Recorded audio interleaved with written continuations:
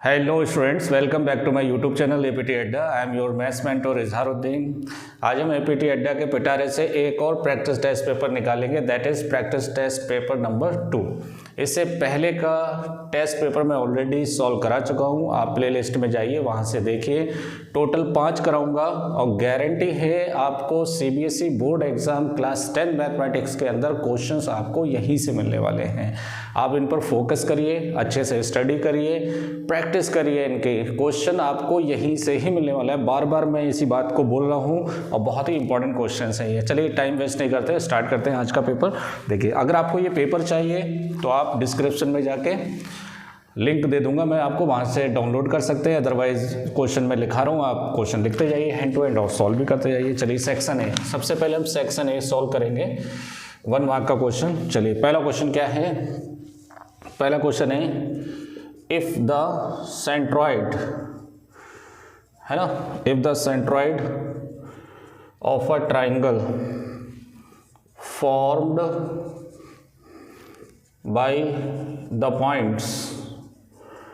by the points A, B, B, C and C, A is 0, 0। Centroid क्या है? 0, 0। Then find A cube plus B cube plus C cube. देखिए कितना मस्त question है ये, है ना। तो ये एमसीक्यू की फॉर्म में आएंगे क्वेश्चन, मैं आपको ऑप्शन वगैरह नहीं लिखवा रहा, आप कर सकते हैं। और अपार्ट फ्रॉम दैट, मैं जैसे ही आपका इंग्लिश का पेपर होगा तभी मैं नेक्स्ट डे या उसी दिन से ही आपके लाइव लेक्चर लेना स्टार्ट करूंगा, फिजिक्स, केमिस्ट्री और बायो के एमसीक्यूज इंपॉर्टेंट क्वेश्चंस के साथ। ठीक है, तो बने रहें लगातार। टाइमिंग मेरा वही रहेगा 10 से 12, ठीक है। अदरवाइज कोई चेंजेस होंगे तो पहले मैं एक बैनर लगा दूंगा, वहाँ से देख सकते हैं मेरे कम्युनिटी से जाकर। ठीक है, चलिए देखते हैं क्या करेंगे। If the centre of the, देखिए आपके पास कोई ट्राइंगल है ABC, टेढ़े, इसका कोऑर्डिनेट है A, B, इसके कोऑर्डिनेट है B, C और इसका कोऑर्डिनेट है C, A। ठीक है, और इसका सेंट्रॉइड क्या होता है? Intersecting point of medians. Clear? वो सेंट्रॉइड अपने को क्या दे रखा है? 0, 0 दे रखा है। किसकी वैल्यू बतानी है? A cube plus B cube plus C cube की। तो देखिए सेंट्रॉइड कैसे निकलता है? x इज इक्वल टू,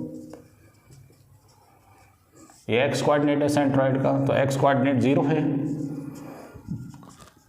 ये A है, B है, C है, x1, x2, x3 अपॉन 3। तो यहाँ से A plus B plus C किसके बराबर हो गया? 0 के बराबर, है ना। y कोऑर्डिनेट निकालूंगा तब भी 0 के बराबर आएगा, B plus C plus A, है ना, तो निकालने की जरूरत नहीं है। तो अपने को A plus B plus C किसके बराबर आ गया? 0 के बराबर। तो 9th क्लास के अंदर एक फॉर्मूला था, क्या? A cube plus B cube plus C cube minus 3ABC is equal to किसके बराबर? A plus B plus C, A square plus B square plus C square minus AB minus BC minus C, like that, है ना। कुछ इस तरह का formula था। अब अगर आपके पास A plus B plus C क्या हो जाता था? 0 हो जाता था, तो ये पूरा टर्म क्या बन जाएगा? 0 बन जाएगा। तो यहाँ से A cube plus B cube plus C cube minus 3ABC किसके बराबर हो गया? 0 के। तो यहाँ से A cube plus B cube plus C cube किसके बराबर हो गया? 3ABC के। तो इसका आंसर क्या आएगा? 3ABC। देखिए कितना मस्त क्वेश्चन है, very very very important question, है ना। चलिए अगला क्वेश्चन देखिए। अगला क्वेश्चन है कि if sine theta plus sine square theta is equal to 1, then prove that cos square theta plus cos की power 4 theta is equal to 1, है ना। तो बहुत सिंपल है, कई बार मैं करा चुका हूँ ये क्वेश्चन। देखिए अपने को क्या गिवन है कि sign theta plus sine square theta किसके बराबर है? 1 के बराबर। तो यहाँ से आप पूरी वैल्यू कॉस में चेंज कर दीजिए, आ जाएगा आंसर। ये प्लस है, इधर आके क्या हो जाएगा? माइनस हो जाएगा, है ना। और 1 माइनस साइन स्क्वायर थीटा क्या होता है? कॉस स्क्वायर थीटा होता है। क्लियर? अब ये कॉस में तभी चेंज होगा जब ये स्क्वायर होगा, तो squaring on both side, square करेंगे तो साइन स्क्वायर थीटा, ये कॉस की पावर 4 हो जाएगा, दोनों तरफ स्क्वायर करेंगे तो ये हो जाएगा 1 minus cos square theta, sine square को आप लिख सकते हैं। तो हमारा मेन टारगेट क्या था कि कॉस में चेंज करना है। अब कैसे चेंज होता है ये आपको पता होना चाहिए। तो कॉस स्क्वायर थीटा माइनस से इधर आके किसका हो जाएगा, प्लस का हो जाएगा, तो इसकी वैल्यू किसके बराबर आ गई, 1 के बराबर आ गई, है ना। चलिए अगला क्वेश्चन लगाते हैं।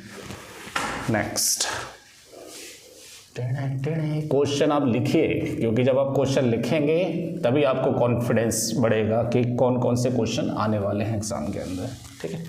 चलिए अगला क्वेश्चन करते हैं।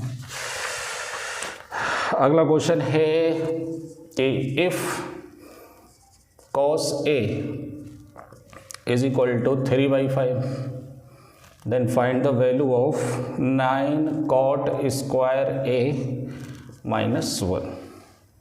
क्लियर। तो इसको कैसे सॉल्व करेंगे, कई मेथड है इसको सॉल्व करने के, आप बताइए कैसे करेंगे। कॉट की वैल्यू लाना है, कॉस मालूम है अपने को, तो कॉस मालूम है तो पहले साइन ले आओ, तो साइन स्क्वायर थीटा क्या होता है, 1 माइनस कॉस स्क्वायर थीटा, है ना। थीटा की जगह ए ले लो आप, क्योंकि यहाँ पर एंगल ए दे रखा है, तो 1 माइनस 3/5 का होल स्क्वायर, 1 माइनस 3 3 ज़ा 9, 5 5 ज़ा 25 एलसीएम आएगा तो 25 माइनस 9 तो कितना हो जाएगा 16/25। तो sine A is equal to कितना हो जाएगा, √16/25। अच्छा, यहाँ पर 10th क्लास के अंदर फर्स्ट क्वाड्रेंट के अंदर ही बात की जाती है ट्रिग्नोमेट्रिक रेशियोज़ की, तो सभी पॉजिटिव लेंगे, नेगेटिव लेने की ज़रूरत नहीं है। तो 4/5 ये साइन आ गया, साइन है कॉज है तो आप कॉट निकाल सकते हैं। तो कॉट क्या होता है, कॉस अपॉन साइन, है ना। तो कॉस कितना है, कॉस है 3/5, तो ये कितना है 4/5, 5 से 5 कैंसिल हो गया, तो ये हो गया 3/4। तो देयरफॉर अपने को किसकी वैल्यू बतानी है, 3 cot A का स्क्वायर माइनस 1, तो 9 इंटू 3/4 का होल स्क्वायर माइनस 1। क्लियर। तो ये हो गया 9 इंटू 3 3 ज़ा 9 और 4 4 ज़ा 16 माइनस 1, 9 9 ज़ा 81/16 माइनस 1, 16 एलसीएम आएगा तो 81 माइनस 16, तो 11 में से 5 6 जाएंगे तो 5 बचेंगे, और 7 में से 1 जाएगा तो 6 बचेंगे, है ना, अपॉन 16। ये आंसर आ जाएगा 65/16। नोट कर लीजिए। चलिए अगला क्वेश्चन देखते हैं। सब चुनिंदा क्वेश्चन है ना, और ऐसा नहीं कि बहुत आसानी से ये क्वेश्चन हो जाए आपसे, इसमें आपको कुछ ना कुछ बेसिक कॉन्सेप्ट आपको मिलने ही वाले हैं, ठीक है। चलिए अगला क्वेश्चन देखते हैं। अगला क्वेश्चन क्या है, a dice is tossed once, a dice is tossed once, और ये पूछ रहा है कि what is the probability, what is the probability of getting a number greater than 5, है ना। बेसिक का क्वेश्चन है, आप चाहे स्टैंडर्ड मैथमेटिक्स हो चाहे बेसिक हो, दोनों के लिए है, ये कंबाइन है ये, ठीक है। डाइस को टॉस किया गया है तो सैंपल स्पेस इसका 1 2 3 4 5 से, जिसका सैंपल स्पेस पॉसिबल है लिखने का तो आप उसका लिखिए सैंपल स्पेस, अदरवाइज लिखने की ज़रूरत नहीं है। तो टोटल आउटकम्स कितने हो गए 6, है ना। Getting the number greater then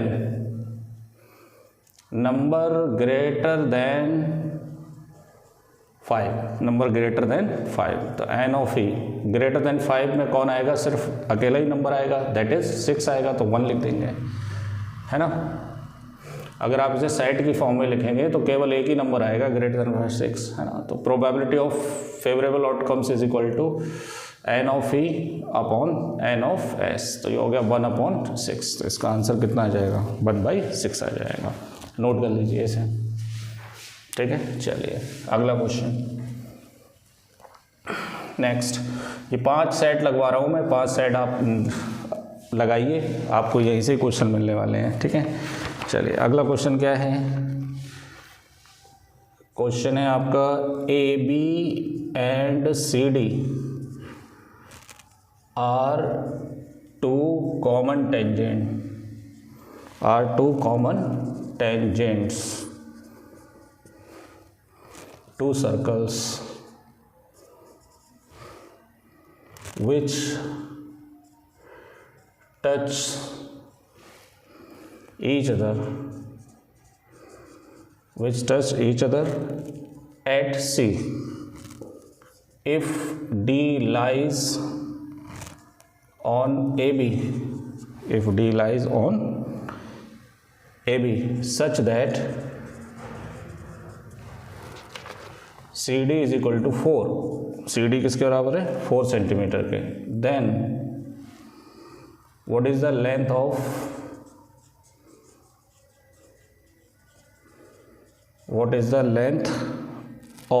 AB की क्या बतानी है, लेंथ बतानी है। तो देखिए कोई दो सर्कल है जो एक दूसरे को कहाँ पर टच कर रहे हैं, C पर, तो एक कॉमन टेंजेंट आपकी ये हो गई AB, है ना, दूसरी ये हो गई कॉमन टेंजेंट जो इसको किस पे कट कर रही है, D पर कट कर रही है। देखिए AB and CD are the two common tangent circle which touch each other at C, D lies on AB, D किस पे लाइज कर रहा है, सच दैट CD की वैल्यू कितनी है 4, then the length of AB।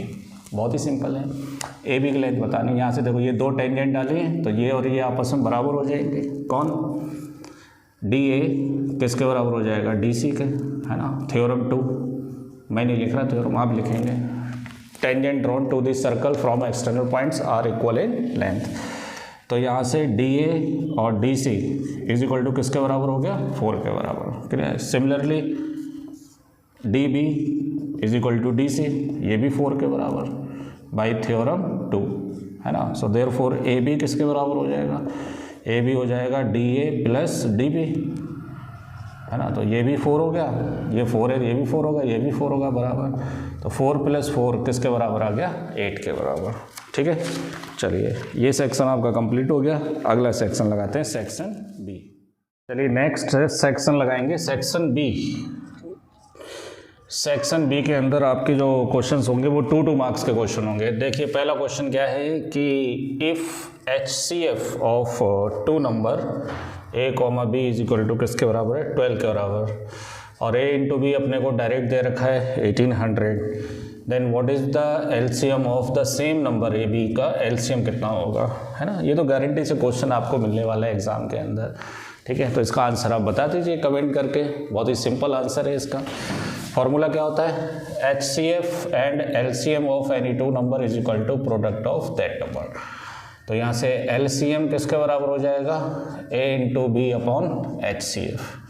A × B अपने को 1800 दे रखा है और HCF कितना है, 12 है, 12 1 जा 12 5 जा और 0, तो आंसर किसके बराबर आएगा, 150 के बराबर, है ना।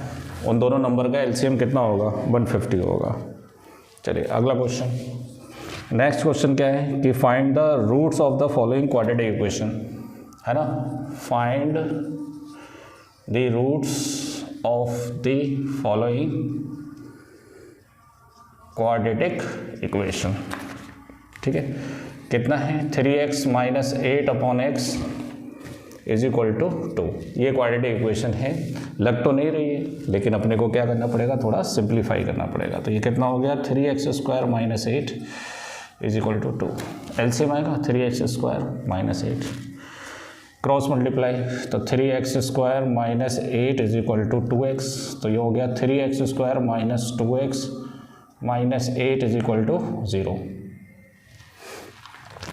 8 3 = 24, 24 का ऐसे फैक्टर जिसका डिफरेंस 2 है ना। तो 6 4 = 24, 6 में से 4 जाएंगे तो 2 बचेंगे। तो 3x² - 6x + 4x - 8 is equal to 0। तो 3x कॉमन आएगा तो x - 2 + 4 कॉमन आएगा तो x - 2 इज इक्वल टू 0। तो ये हो गया x - 2 और 3x + 4 इज इक्वल टू 0। तो x - 2 इज इक्वल टू 0 और 3x + 4 इज इक्वल टू 0। तो x इज इक्वल टू 2 और x इज इक्वल टू -4/3। ये इसके क्या आ जाएंगे, जीरोस आ जाएंगे, क्लियर, रूट्स आ जाएंगे इसके। चलिए अगला क्वेश्चन क्या है कि फाइंड द जीरोस। अगला क्वेश्चन क्या है, find the zeros of 4x² - 7 and verify and verify the relationship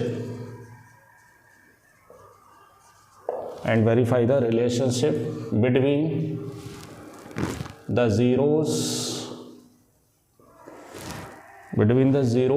and its coefficient, है ना। जीरोज और कोफिशिएंट के बीच में अपने को क्या बताना है, रिलेशन वेरीफाई करना है। एनसीईआरटी का क्वेश्चन है, सिंपल है। देखिए पी एक्स कितना दे रखा है अपने को, 4x² + 0 × x - 7, यही तो है। तो यहाँ से a किसके बराबर है, 4 के बराबर, b किसके बराबर है, 0 के, तो c किसके बराबर, -7 के। तो फॉर जीरोज पॉलिनोमियल को रख दीजिए 0 के बराबर, तो ये हो गया 4x² - 7 = 0। यहाँ से आप जीरोज निकालिए, तो 4x² = 7, तो x² = 7/4, तो x ± √7/2। 7 का तो अंडर रूट निकलेगा नहीं, लेकिन 4 का तो निकल सकता है, 2 हो गया। तो यहाँ से 2 जीरोज आ गए, एक आ गया √7/2, एक आ गया -√7/2, ठीक है। अब आप सम ऑफ ज़ीरोस निकालें, सम ऑफ ज़ीरोस, तो कितना होगा, √7/2 -√7/2, प्लस करेंगे लेकिन इसकी वजह से क्या हो जाएगा, माइनस, ये कट जाएगा, 0 के बराबर आएगा, है ना। तो इसको आप 0/1 लिख सकते हैं, -0/1, तो -b/a हो गया। देखो b 0 है और a कितना है, 4, इसे आप नीचे 4 लिख सकते हैं, ठीक है। 0 के नीचे कुछ भी लिखिए, कोई फ़र्क नहीं पड़ता है, 0 ही होता है। तो वेरीफाई हो गया। Product of zeros alpha × beta, है ना। तो प्रोडक्ट ज़ीरोस क्या होंगे, -√7/2, तो -√7 7 हो गया, 2 × 2 = 4 हो गया। ये तुम्हारा c/a हो गया, डायरेक्ट c/a, c -7 है, a कितना है, 4 है, हैंस वेरीफाई हो गया, वेरीफाई ये क्लियर। चलिए अगला क्वेश्चन देखते हैं, नेक्स्ट क्वेश्चन।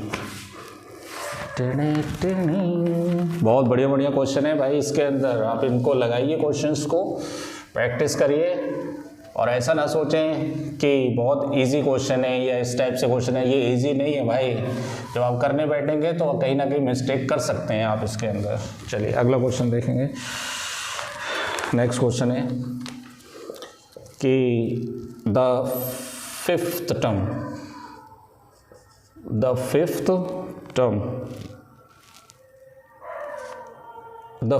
एंड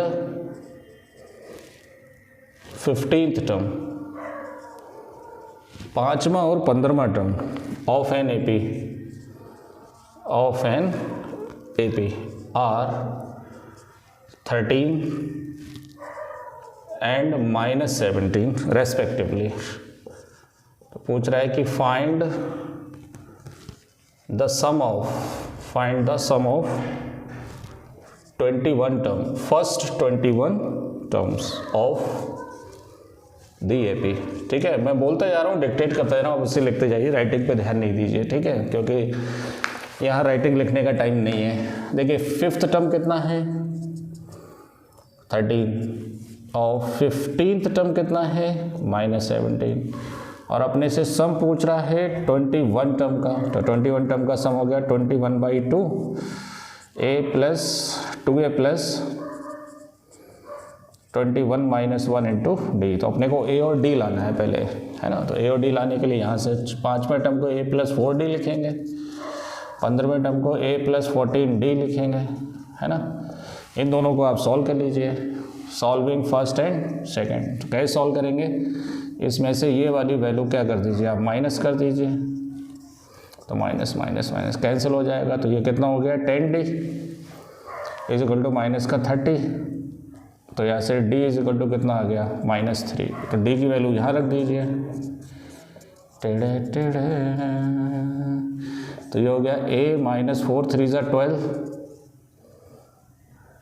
है ना। तो यहाँ से a = 13 + 12 = 25। a की वैल्यू कितनी आ गई, 25, यह वैल्यू रख दीजिए।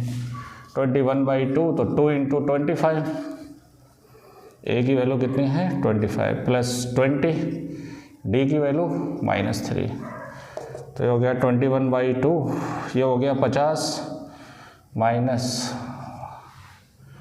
× 60, है ना। तो ये हो गया 21/2 इंटू माइनस का 10, 5 बन जा 5, 5 2 10, तो माइनस का 105। नोट कर लीजिए इसे। हाँ आंसर सही है इसका, माइनस का क्या आएगा 105। नोट कर लीजिए इसे, है ना। बहुत बढ़िया क्वेश्चन है, आगे निकालते हैं। चलिए next question.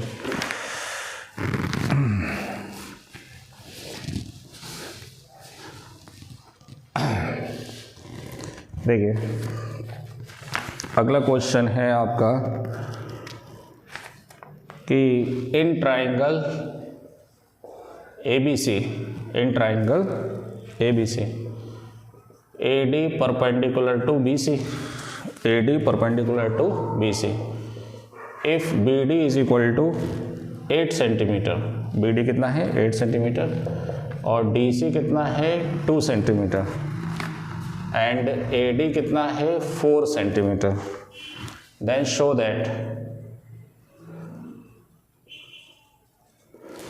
Show that ABC triangle ABC is right angled at A, है ना। अपने को फिगर दे रखा है यहाँ पर।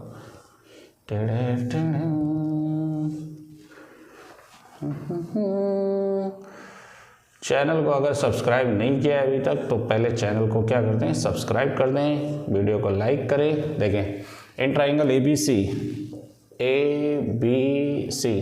ये कोई ट्राइंगल ABC, AD परपेंडिकुलर है किस पर BC पर, BD कितना है 8, DC कितना है 2 और ये कितना है 4। तो अपने को प्रूफ करना है कि ये एंगल कितने डिग्री होना चाहिए, 90 डिग्री होना चाहिए राइट एंगल। बहुत मस्त क्वेश्चन है ये, बहुत ही मस्त क्वेश्चन है और ये एग्जाम में आने के बहुत चांसेस हैं इस क्वेश्चन के। देखिए कैसे प्रूफ करेंगे।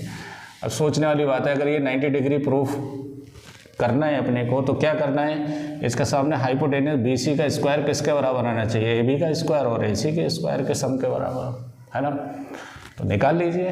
इस वाले ट्राइंगल में देखिए अभी तो ये 90 नहीं है फिलहाल, इस वाले में ये तो 90 है परपेंडिकुलर इसके ऊपर, तो पाइथागोरस लगा दीजिए। AC स्क्वायर किसके बराबर आएगा, AD स्क्वायर मतलब 4 स्क्वायर और DC स्क्वायर मतलब 2 स्क्वायर, तो 4 का 16, 2 2 जा 4, तो कितना आ गया 20, ये AC स्क्वायर की वैल्यू आ गई। अब कौन से ट्राइंगल में बात की थी ये मैंने, इन ट्राइंगल ADC, अब ले लो ADB, इन ट्राइंगल ADB, ठीक है। 90 के सामने हाइपोटेन्यूस तो क्या हो जाएगा ये AB square, clear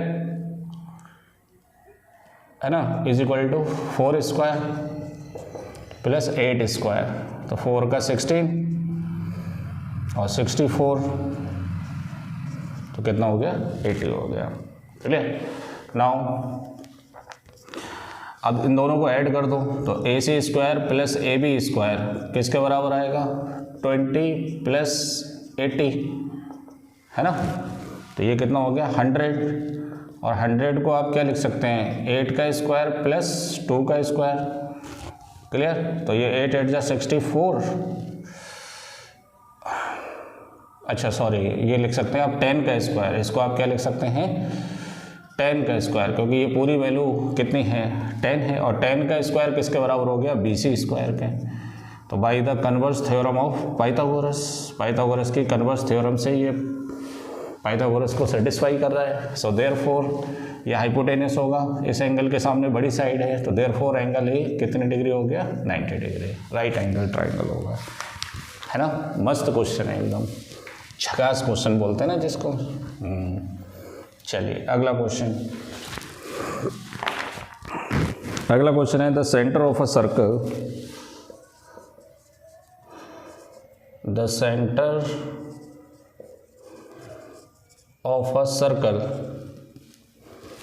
of a circle is, देखिए भाई सेंटर क्या है 2a + 3 और 2a - 1, ये सेंटर के कोऑर्डिनेट दिए हैं। तो वो पूछ रहा है कि find the value of a if the circle passes through the point passes through the point 11,9 है ना, एंड हैज़ डायमीटर, और डायमीटर कितना है उसका, ऑफ लेंथ 20 यूनिट्स। इसका डायमीटर कितना दे रखा है, 20 यूनिट्स दे रखा है। ठीक है, चलिए सॉल्व करते हैं इसको, कैसे सॉल्व होगा देखें। सर्कल बनाइए, सर्कल में सेंटर डालिए, है ना, देखिए ये कोई सर्कल है, ये इसका सेंटर है, ये डायमीटर हो गया, क्लियर। डायमीटर को आप ए भी मान लीजिए, सेंटर ओ मान लीजिए। ओ के कोऑर्डिनेट कितने हैं, 2a + 3 और 2a - 1, ये इसके कोऑर्डिनेट हो गए, है ना। Circle passes through the point, तो वो पॉइंट आप ये ले लीजिए 11,9 and has the diameter of length 20। तो पूरी लेंथ ए बी किसके बराबर है, ए बी जो है किसके बराबर है, 20 के। तो यहाँ से ओ बी कितना हो जाएगा, हाफ हो जाएगा, 10 हो जाएगा। हाँ, इसकी रेडियस कितनी हो जाएगी, 10। डिस्टेंस का फॉर्मूला लगा दो यहाँ से, है ना। तो डिस्टेंस का फॉर्मूला क्या होगा, x2 - x1, तो 2a + 3 - 11 का whole square plus y2 - y1, तो 2a - 1 - 9 का whole square is equal to 10 का स्क्वायर, है ना। अच्छा, ये डिस्टेंस है ना, तो डिस्टेंस सीधी किसके बराबर हो जाएगी, 10 के बराबर हो जाएगी यहाँ से ओ बी, है ना। स्क्वायरिंग ऑन बोथ साइड, तो ये हो जाएगा 10 का स्क्वायर इज इक्वल टू, ये हो जाएगा 2a प्लस की जगह हो जाएगा 2a - 8 का होल स्क्वायर प्लस ये हो जाएगा 2a - 10 का होल स्क्वायर। तो ये 10 का हो गया 100 इज इक्वल टू, यहाँ से 2 कॉमन ले लो, तो 2 का हो जाएगा 4a - 2 का होल स्क्वायर। 2 कॉमन लेंगे ना यहाँ से, तो 2 का स्क्वायर 4 हो जाएगा। यहाँ से 2 कॉमन लो, तो 2 का स्क्वायर कितना हो गया 4 और a - 5 का होल स्क्वायर, तो ये हो गया 100। 4 बाहर ले लीजिए, तो a - 2 का होल स्क्वायर प्लस a - 5 का होल स्क्वायर। 4 से ये काट लीजिए, 25 हो जाएगा। इसका स्क्वायर खोलो, a² plus 2 2 = 4 - 4a plus a² plus 25 - 10a, है ना। 5 का स्क्वायर फिर 5 का डबल 10 हो जाएगा। 25 से 25 कैंसिल हो जाएगा, तो इक्वल टू ये हो गया a² 2a² माइनस का 14a और प्लस का 4 इज इक्वल टू 0। 2 कॉमन ले लो यहाँ से, तो क्या हो जाएगा, ये a² 7a प्लस 2, है ना, इज इक्वल टू किसके बराबर, 0 के। ये उधर जाके 0 हो जाएगा, तो ये हो जाएगा a² - 7a plus 2 is equal to किसके बराबर, 0 हो गया। सही जा रहा है आंसर क्या,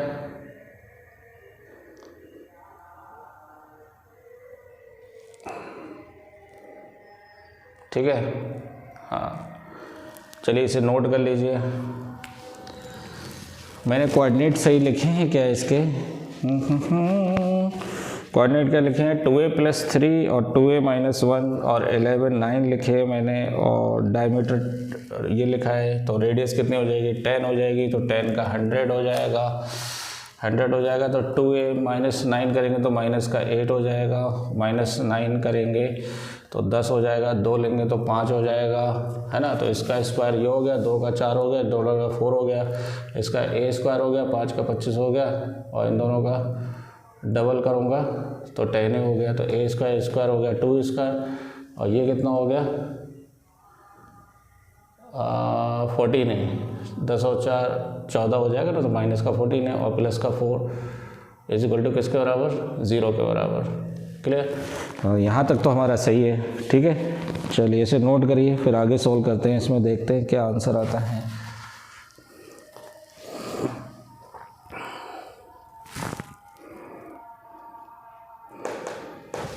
Diameter of the center of the circle is 2a + 3 2a - 1. Find the value of a if the circle passes through the point 11,9. Squaring on both side, तो 10 का स्क्वायर 100 हो गया, 2 कॉमन लेंगे तो 4 बचेगा, 11 में से 3 जाएंगे तो 8 बचेंगे, ये 10 हो जाएंगे तो 2 और 2 4, a माइनस 2 हो जाएगा। ये गलत हो गया ना, यहाँ से 2 कॉमन लेंगे तो यहाँ 4 होगा, यहाँ कितना होगा 4, क्लियर। तो यहाँ कितना होगा 4, तो 4 का हो गया 16, है ना। और ये कितना हो गया 4 2 ज़ा 8 है ना। तो 25 से 25 कट गया तो ये हो गया 2a² और माइनस का 18 और प्लस का कितना बचेगा 16, 2 कॉमन ले लो तो 18 का हो गया 9 और यहाँ कितना हो जाएगा 8, तो 2 2 जाके 0 हो जाएगा, तो ये हो गया 9 और ये हो गया 8, है ना। अब गलती पकड़ी गई यहाँ पर 2 कॉमन लेंगे तो 4 बचेगा ना अंदर ब्रैकेट में। अब 8 बन जाए 8 तो -8a minus 8a minus a plus 8 is equal to 0, तो a कॉमन आ जाएगा तो a माइनस 8 माइनस 1 कॉमन आएगा तो a minus 8 is equal to 0, तो a माइनस 8 कॉमन आ गया, a माइनस 1 बचेगा तो a minus 8 is equal to 0, a minus 1 is equal to 0, तो a इज इक्वल टू 8 और a इज इक्वल टू 1, ये क्या आएंगी a की वैल्यूज आएंगी। ठीक है, चलिए अगला सेक्शन लगाते हैं, section number C. Section C लगाएंगे। सेक्शन सी के 2 क्वेश्चन ऑलरेडी मैंने लिख रखे हैं यहाँ पर, देखिए। और ये सेक्शन सी के जो मार्क्स का वेटेज है वो आपका 3 मार्क्स ईच क्वेश्चन, मतलब 3 नंबर का हर क्वेश्चन जो आपको मिलेगा। देखिए पहला क्वेश्चन इसके अंदर प्रोबेबिलिटी का है, क्या है, in a single throw of dice 2 dice, okay, 2 dice को थ्रो किया जा रहा है, तो what is the probability of getting. तो देखिए 2 डाइस को जब हम थ्रो करते हैं, है ना, तो उसका सैंपल स्पेस क्या कितने आते हैं total, n of s is equal to 36, है ना। तो वो मैं नहीं लिख रहा पूरे 1 1 1 2 1 3 1 4 1 5 1 6 2 1 2 2 2 3 2 5 2 6, ये नहीं लिख रहा मैं, वो आप खुद से लिखेंगे आप, क्लियर। तो देखिए यहाँ पे टोटल आउटकम्स कितने हो गए 36।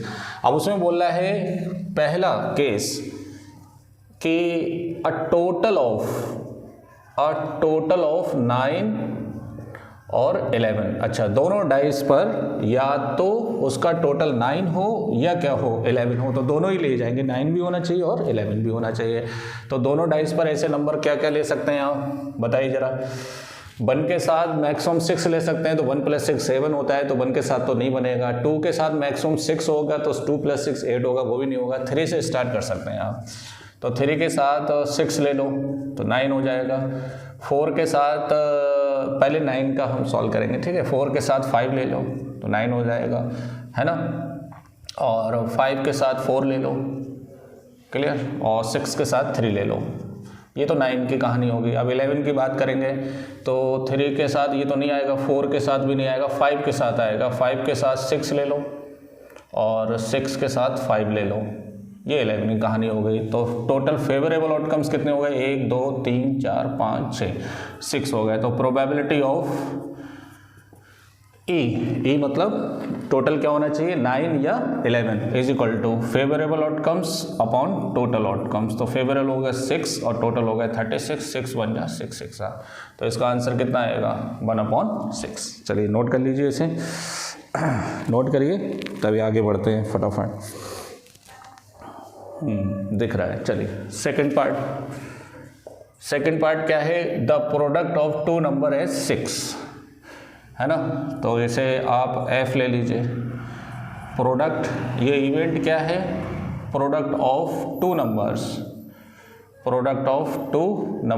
एज 6, दोनों नंबर का प्रोडक्ट कितना होना चाहिए 6 होना चाहिए। तो बताइए f इज इक्वल टू कौन कौन हो जाएंगे, 1 के साथ 6 हो जाएगा तो 6 बन जा कितना हो जाएगा 6 हो जाएगा। 2 के साथ 3 हो जाएगा, 3 2 जा कितना हो जाएगा 6, और 3 के साथ 2 हो जाएगा तो 3 2 जा 6। 4 के साथ बनेगा नहीं, है ना, 4 के साथ नहीं बनेगा, 5 के साथ भी नहीं बनेगा, है ना। 6 के साथ बन जाएगा, 6, 1 6 बन जा 6।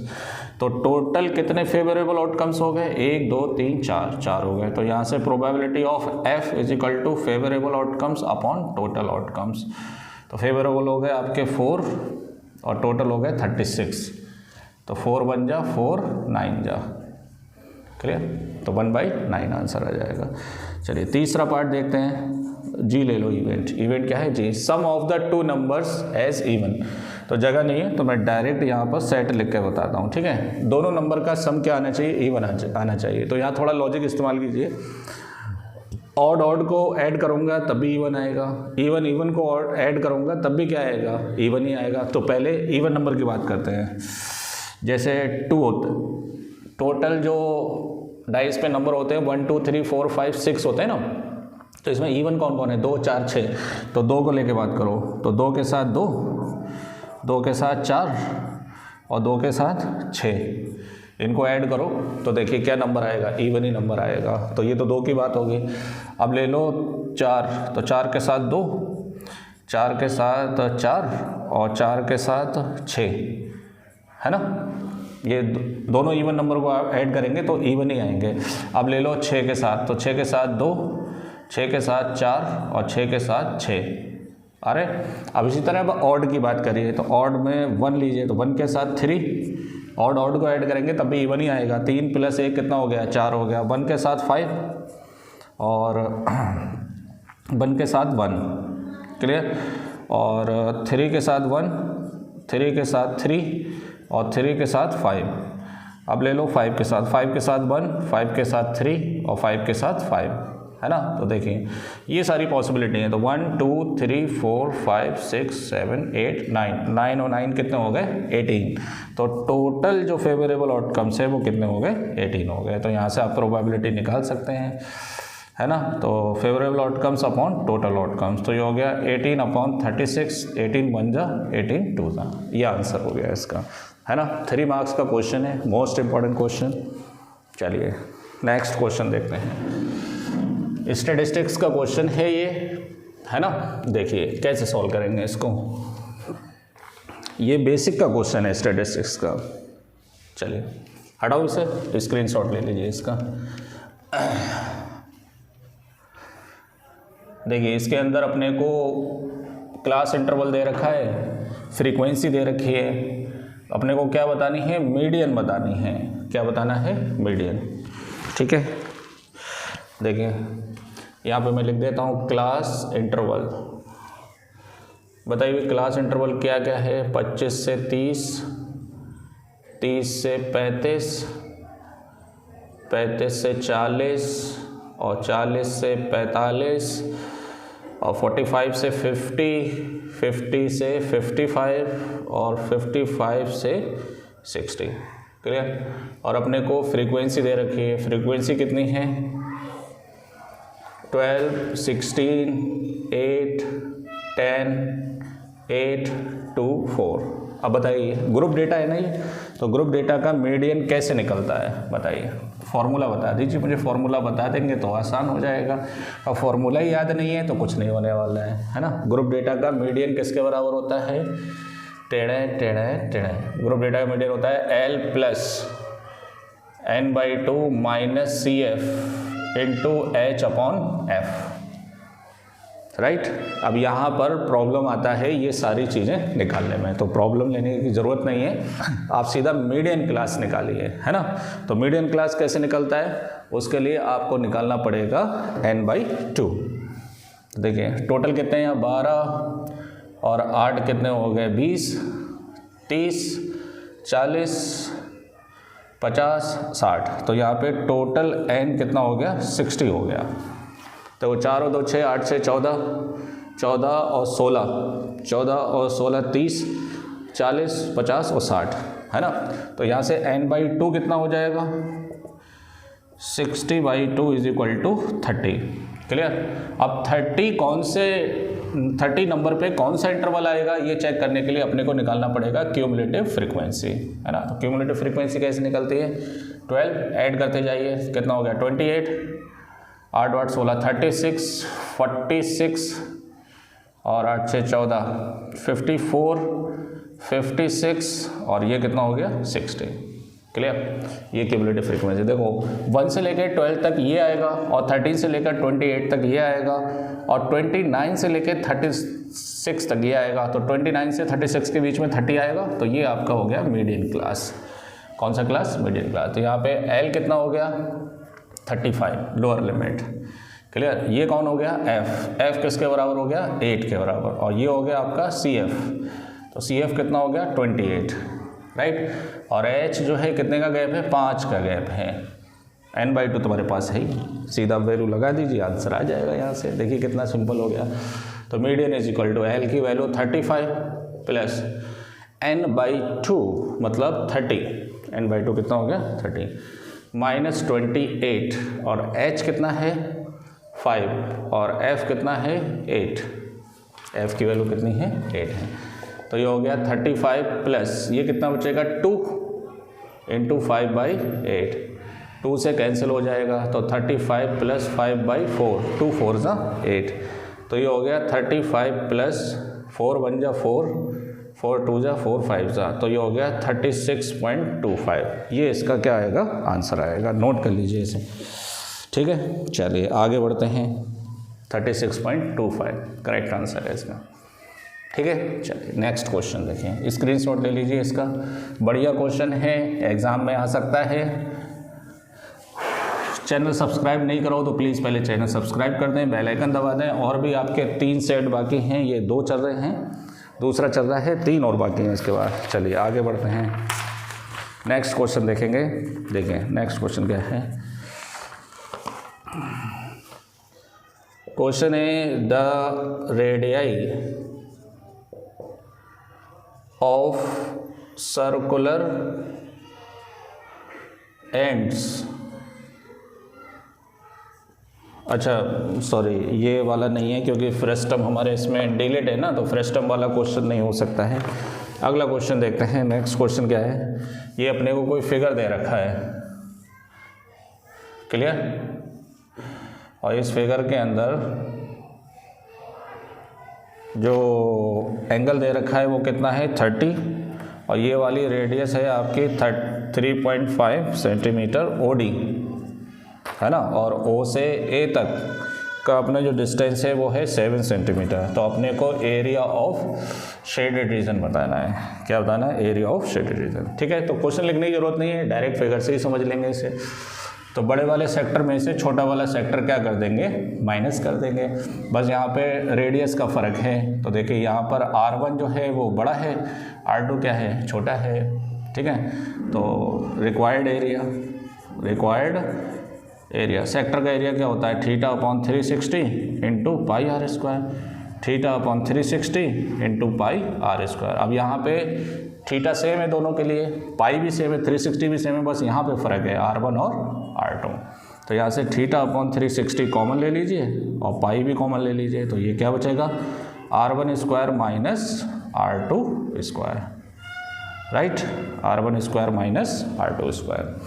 वैल्यू रख दीजिए यहाँ पर, थीटा की वैल्यू कितनी है 30, यहाँ पर थीटा कितना है 30/360, पाई की वैल्यू 22/7। बताइए R1 कितना है, R1 है 7 और R2 कितना है 3.5 का होल स्क्वायर, क्लियर। तो ये काट दीजिए, 3 से काट दीजिए, तो ये कितना हो गया 1/12 है ना, 3 1 जा 3 2 जा इंटू 22/7। इसे एक बार ऐड कर दीजिए तो 7 प्लस 3.5, एक बार सब्ट्रैक्ट कर दीजिए 3 minus 7 minus 3.5, A² minus B², तो A plus B A minus B, 2 1 जा 2 1 जा 2 6 जा, तो 1/6 इंटू 11/7 इंटू ये 7 और 3 10, तो 10.5, ये हो जाएगा 3.5, सब्ट्रैक्ट हो जाएगा ना 3.5। यहाँ से कट मार दीजिए तो 7 0.5, 7 पंजे 35, 0.5 हो जाएगा, क्लियर। तो ये कितना हो जाएगा 11/6, 11 1 जा 11/6, और ये हो गया 10.5 इंटू 0.5। इसको आप सॉल्व कर लीजिए, आंसर आ जाएगा, ठीक है। चलिए आगे बढ़ते हैं, नेक्स्ट क्वेश्चन देखते हैं।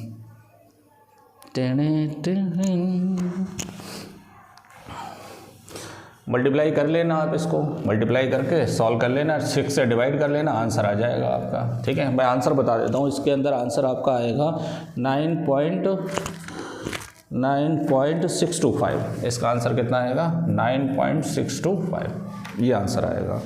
बढ़िया क्वेश्चन है, इग्नोर मत करना इस क्वेश्चन को, बढ़िया क्वेश्चन है, आ सकता है एग्जाम के अंदर। ठीक है, चलिए आगे बढ़ते हैं नेक्स्ट क्वेश्चन।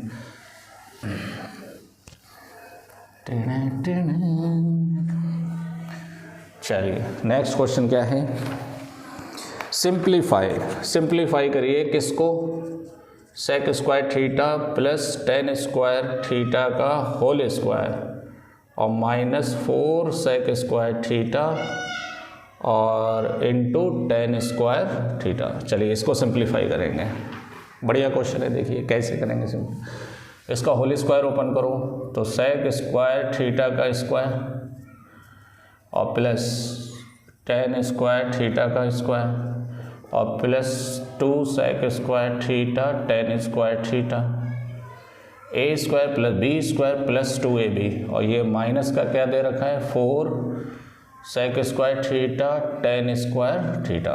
तो देखिए ये हो गया आपका sec square theta plus sec square theta का square plus tan square theta का होल स्क्वायर। ये माइनस का है, ये किसका है, प्लस का है, तो माइनस का कितना बचेगा 2, 4 में से 2 जाएंगे तभी तो 2 बचेंगे, 2 sec square theta tan square theta. Clear.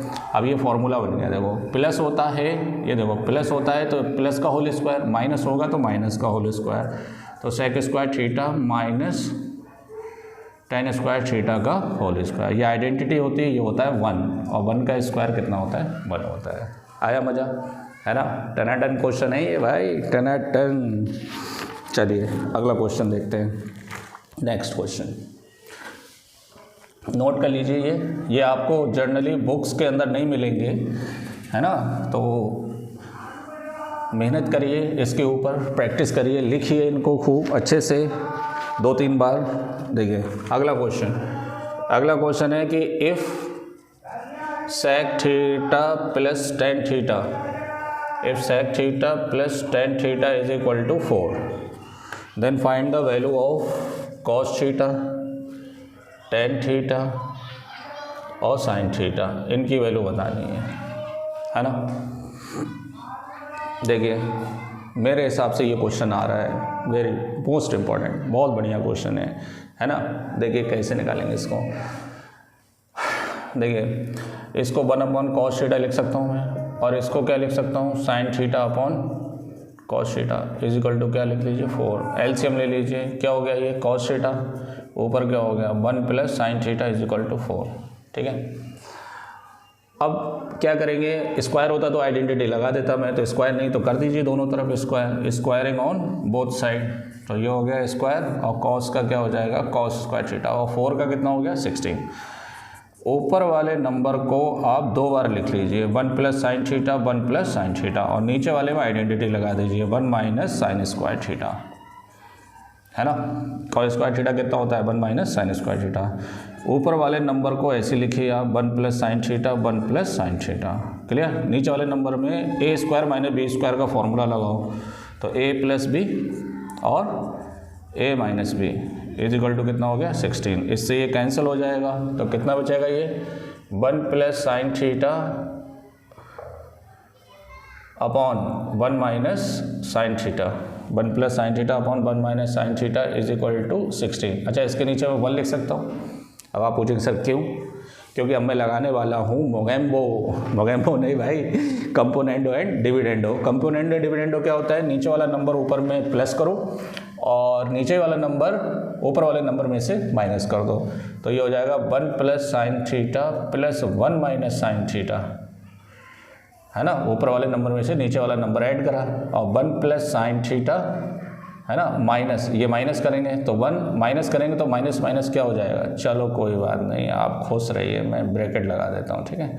इसमें से माइनस करो 1 माइनस साइन थीटा, तो सेम इधर भी करना पड़ेगा, 16 प्लस 1 16 माइनस 1, ठीक है। नोमिनेटर में ऐड करेंगे नीचे वाला नंबर, डिनोमिनेटर में सब्ट्रैक्ट करेंगे नीचे वाला नंबर, ठीक है। अब देखिए ये हो गया 1 plus sine theta plus 1 minus sine theta upon 1 plus sine theta minus 1 plus sine theta is equal to 17 upon 15। Sine theta से साइन थीटा और 1 से 1 कैंसिल, ऊपर हो गया 2 sine theta plus sine theta कितना हो गया 2 sine theta is equal to 17/15। 2 से 2 कैंसिल हो गया, इसको सीधा कर लीजिए तो sine theta is equal to कितना हो जाएगा 15/17। तो देखिए कितना सिंपल वे में मैंने इसकी वैल्यू ला के रख दी साइन थीटा की, है ना। ऐसी कैलकुलेशन आती है एग्जाम में, है ना। चलिए वेरी गुड। अब आपने को कॉस थीटा बताना है, तो cos theta is equal to क्या होता है 1 माइनस साइन स्क्वायर थीटा। तो 1 माइनस साइन की जगह 15/17 का होल स्क्वायर, तो 1 माइनस 225 और 289 क्या ले लो यहाँ पर एलसीएम, तो 289 माइनस 225, तो ये कितना हो जाएगा 64/289। क्लियर।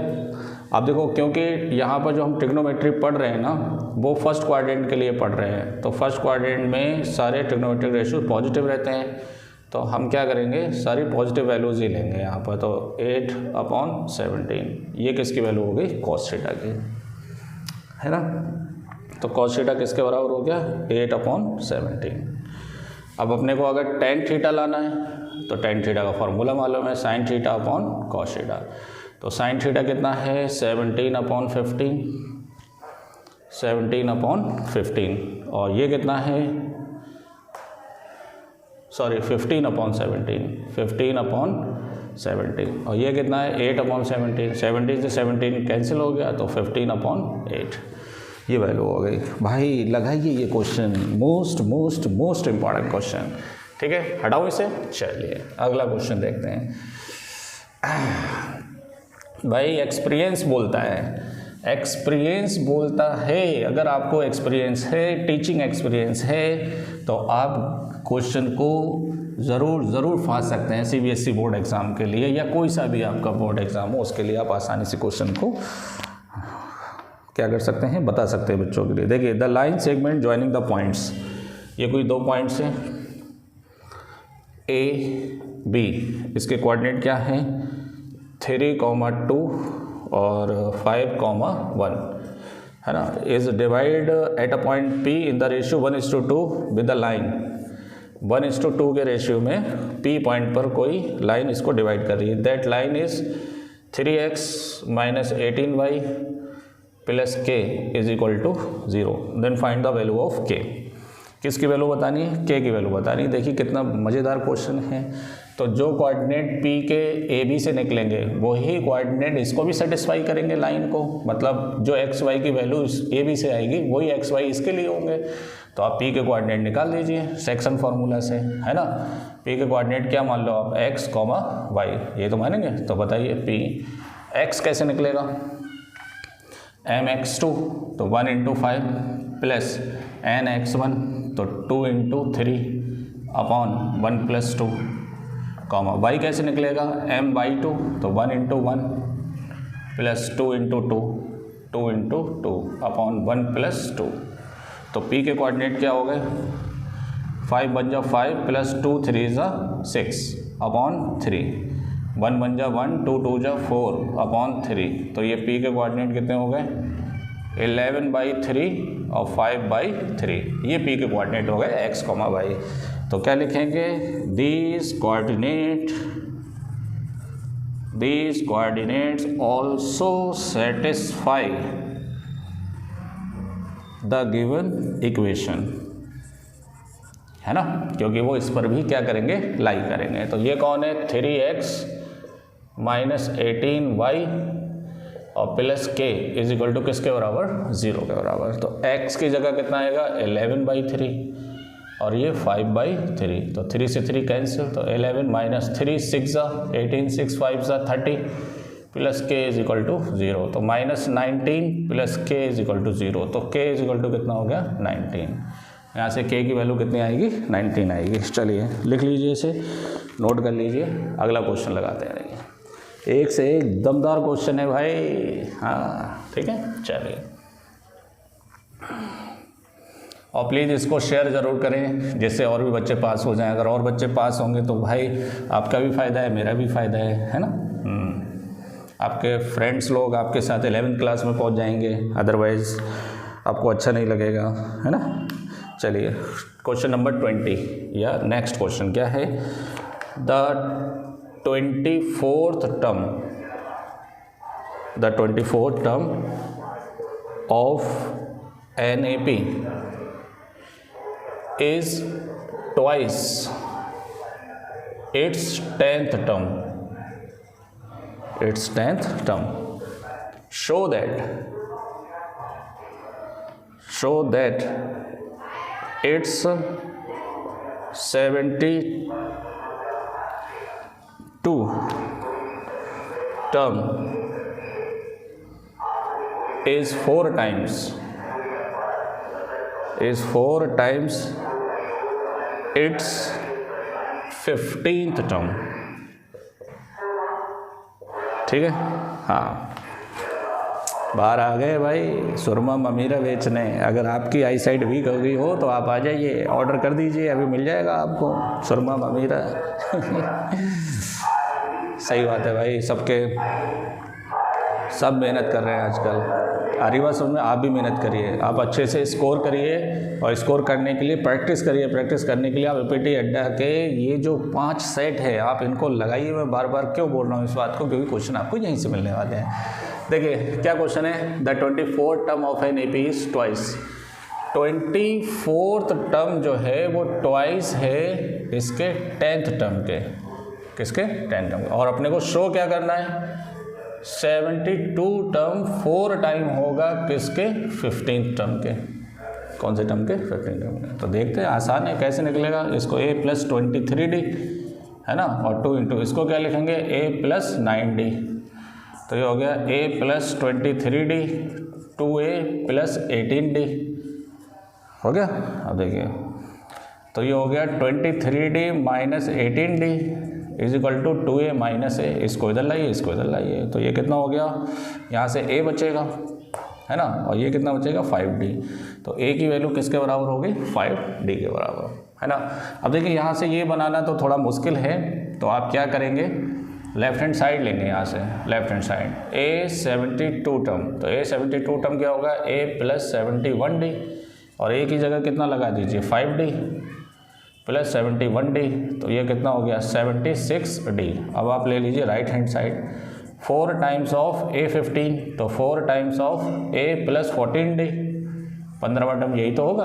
अब यहाँ से आप a की वैल्यू लगा दीजिए, a की वैल्यू कितनी होगी 5d + 14d, तो ये कितना हो गया 4 इंटू 15 × 4 19d, तो ये हो गया 76d। तो देखो दोनों आपस में बराबर आ रहे हैं। So therefore 72 term is equal to 4 time of 15 term. इस तरह से आप इस क्वेश्चन को क्या करेंगे, सॉल्व करेंगे।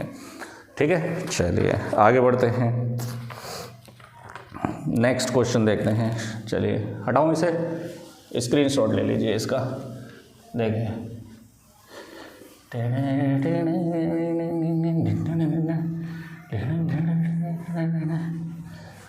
देखिए नेक्स्ट क्वेश्चन क्या है कि verify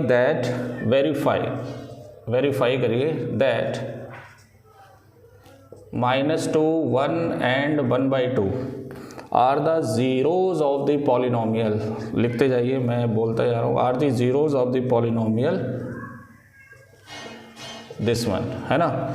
also verify the relationship between the zeros and coefficient. Zeros और कोफिशिएंट के बीच का रिलेशन भी अपने को क्या करना है, वेरीफाई करना है। क्लियर? तो देखिए क्यूब वाला डिलीट नहीं है भाई, क्यूब वाला पॉलिनोमियल आ रहा है तो आपको करना पड़ेगा। ठीक है, पहले वेरीफाई करते हैं। -2 रख के देखिए कि ये इसके जीरोज हैं या नहीं है। तो -2 रखने पर अगर ये जीरो आ गया तो है, और नहीं आया तो नहीं है। अब नहीं आएगा तो मैं क्या करूँ यार इसके अंदर, वैसे तो आना चाहिए। 2 इंटू 2 2 = 4 2 = 8, तो माइनस का 8 -2 2 = 4, और माइनस प्लस 5 2 = 10 + 2, तो ये हो गया -16, और -4 + 10, 2 दूनी 4 दूनी 8 हो गया ये, और 2 दूनी 4 हो गया। ठीक है, माइनस प्लस 10 हो गया, 5 2 = 10 है ना, और ये कितना हो गया प्लस का 2 है ना। अब ये कितने हो गए, इक्वेशन सही लिखी है मैंने, माइनस का 5x 2x³ + x², अच्छा प्लस x² है ये क्या है, प्लस x², तो प्लस, तो ये हो जाएगा प्लस, ये हो जाएगा प्लस है ना, तो ये हो गया -16 और प्लस 16 कट हो जाएगा किसके बराबर, 0 के बराबर। अभी फ़िलहाल -2 तो इसका ज़ीरोज़ है। अब दूसरा चेक करते हैं, दूसरा क्या है आपका 1 रख लीजिए। तो 2 × 1 का क्यूब प्लस 1 का स्क्वायर -5 × 1 + 2, तो 2 + 1 -5 + 2, तो ये हो गया 2 2 4 और 1 5 -5, 5 से 5 कट गया, किसके बराबर हो गया, 0 के बराबर। अब आप ये भी ज़ीरोज़ है, अब 1/2 रख के देखिए। तो 2 × 1/2 का क्यूब प्लस 1/2 का स्क्वायर -5 × 1/2 और प्लस का 2, तो ये हो गया 2 × 1/2, 2 × 4 2 × 8, 2 2 × 4 -5/2 और प्लस का 2। तो यहाँ पर 8 एलसीएम ले लीजिए, तो ऊपर हो गया 2 + 2 -2 4 × 4 × 5 20 है ना, और प्लस 8 2 जा कितना हो गया 16, 16 2 18 2 20, तो 20 - 20/8 = 0/8 = 0 है ना। तो therefore the given zeros are the zeros of the polynomial. जो आपको पॉलिनोमियल दे रखा है इसके क्या है, ये ज़ीरोज़ हैं। Clear, very good. अब देखिए, अब वेरिफिकेशन करेंगे। एनसीईआरटी का एग्जाम्पल है ये, एनसीईआरटी का एग्जाम्पल है, तो आप जो है इसको लगाइए। तो सबसे पहले sum of zeroes alpha plus beta plus gamma, तो बताइए क्या होगा, -2 + 1 और प्लस 1/2। तो देखिए 2 में से 1 जाएगा तो माइनस का 1 बचेगा, है ना। 2 एलसीएम आएगा तो -2 + 1, तो ये माइनस का 1/2। तो ये देखो ये -b/a बन रहा है।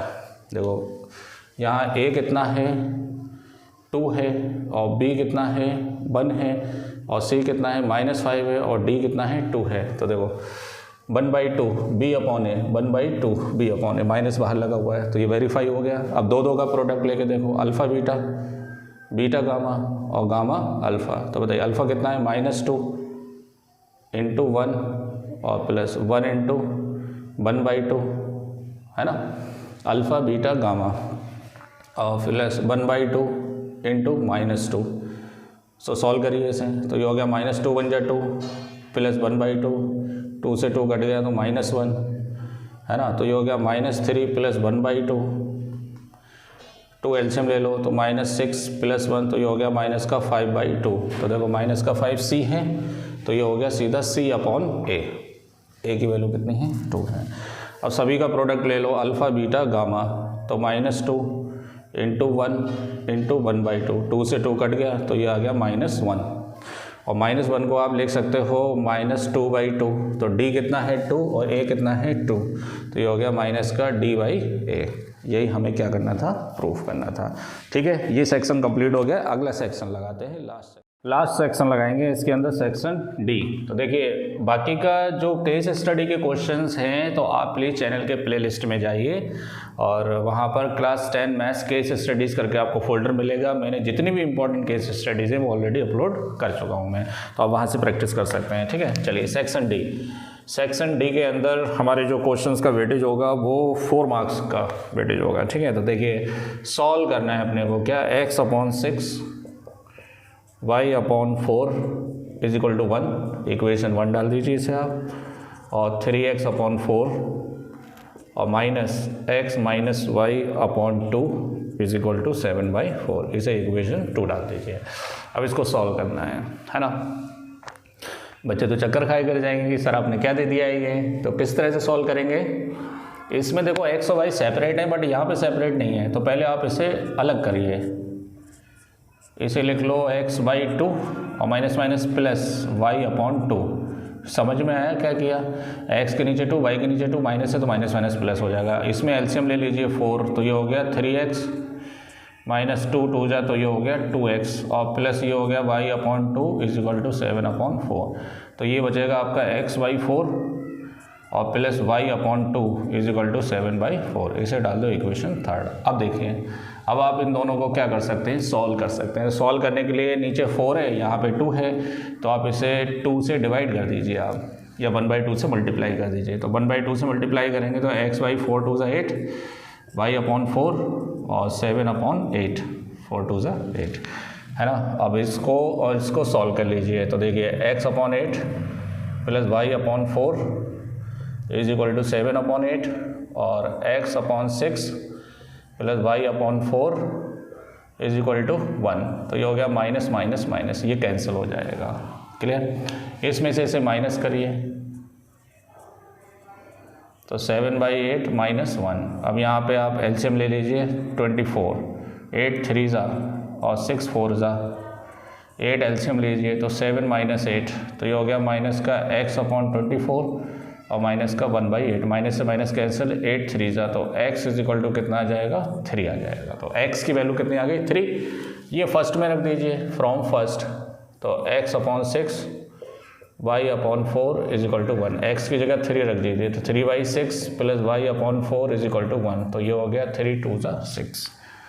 तो y/4 is equal to 1 minus 1/2 है ना, तो एक में से आधा जाएगा तो आधा ही बचेगा, 2 2 जा, तो y की वैल्यू कितनी आ जाएगी 2 1 जा 2। तो 3 और 2 इसका क्या आएगा आंसर आएगा, है ना। देखिए दिखने में अजीब सा क्वेश्चन है लेकिन सॉल्व करने में कैसा है, इजी है ये क्वेश्चन। आप प्रैक्टिस करिए इसकी, बढ़िया क्वेश्चन है। चलिए आगे बढ़ते हैं, आप लिख लीजिए अगला क्वेश्चन। देखो क्वेश्चन क्या है, अ ट्रेन, मस्त क्वेश्चन है भाई। अ train travels at a certain distance, at a certain average speed है, at a certain average speed for a distance, okay, for a distance of 63 kilometer and then travels a distance of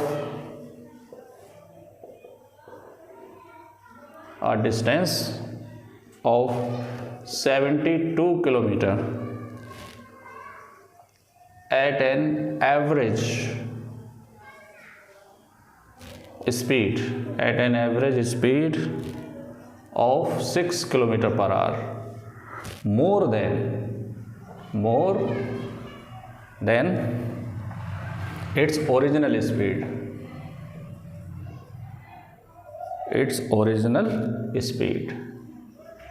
बराबर। if it takes 3 hours to complete total journey, if it takes 3 hours to complete the total journey,